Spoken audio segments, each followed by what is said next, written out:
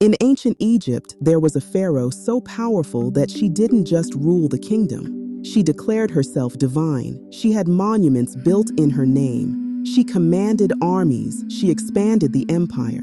And then, after her death, her successors tried very hard to erase her from history. Her name was Hatshepsut, and she was one of many female pharaohs whose existence the Egyptian ruling class tried to erase. This is the story of Egypt's female rulers, and it's a story about power so complete that the only way to stop it was to pretend it never existed. I'm Kay, and this is Labari Studio, where we tell you about the women of ancient history whose power was so threatening that their own people tried to remove them from the historical record. Egypt had more female pharaohs than most people realize, not just queens who married kings, actual pharaohs who ruled in their own right, and many of them were as powerful, as commanding, and as effective as any male pharaoh. Let's talk about who they were. Egypt's first undisputed female pharaoh was named Sobekneferu. She ruled around 1806 BCE. Very little is known about her reign, but what's significant is this. She was pharaoh, she had the title, she had the power, she ruled. After her, there were other women who held the throne. Some were powerful, some were less so, but they all had one thing in common. They were pharaohs. But the most powerful female pharaoh was Hatshepsut. She ruled from 1479 to 1458 BCE. Hatshepsut was regent for her young stepson initially, but she didn't stay in the background. She seized power, and she ruled for over 20 years. During her reign, Hatshepsut expanded Egypt's trade network. She commissioned massive building projects. She expanded the military. She declared herself the daughter of the god Amun, not just claiming to rule by divine right, but claiming to be divine herself. She had herself depicted as male in many statues and inscriptions, not because she felt male, but because in Egyptian culture, pharaohs were expected to be male, and she wanted to be seen as a legitimate pharaoh. She built the Temple of Deir el-Bahari, one of the most impressive temples in all of Egypt, a monument to her power and achievement. By every measure, Hatshepsut was a successful pharaoh. Her reign was prosperous. Her military was strong. Her monuments were magnificent. Another famous female figure was Nefertiti, who lived around 1370 BCE. Nefertiti was the wife of Pharaoh Akhenaten, but she was more than a queen. She was depicted with the same authority as the pharaoh. She was shown commanding armies, making decisions, wielding power. There's evidence that she may have ruled as pharaoh after her husband's death, though this is debated by historians. But what's clear is that Nefertiti wielded significant power. She was not a ceremonial figure, she was a ruler.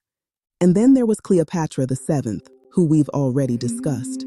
One of the last pharaohs, and a woman who wielded complete power. What these women had in common was this. They ruled, they had authority, they made decisions that shaped the empire. How was Egypt able to have female pharaohs?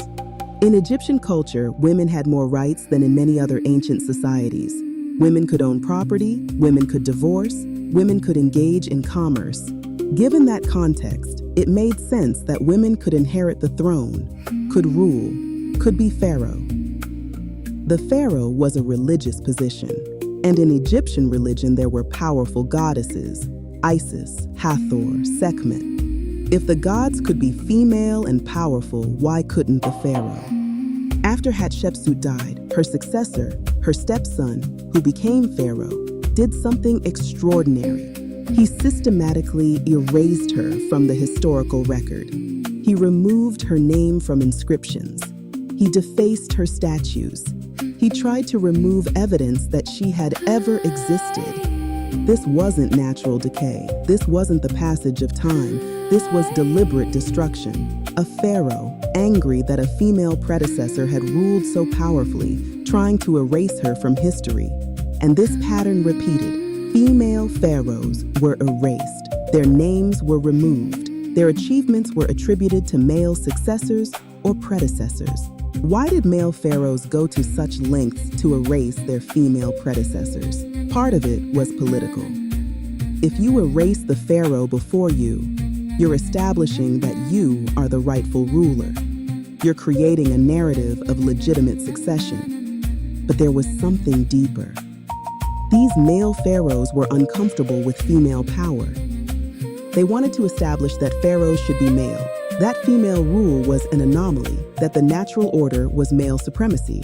So they erased the evidence, they destroyed the monuments, they removed the names. Then came European colonizers and historians.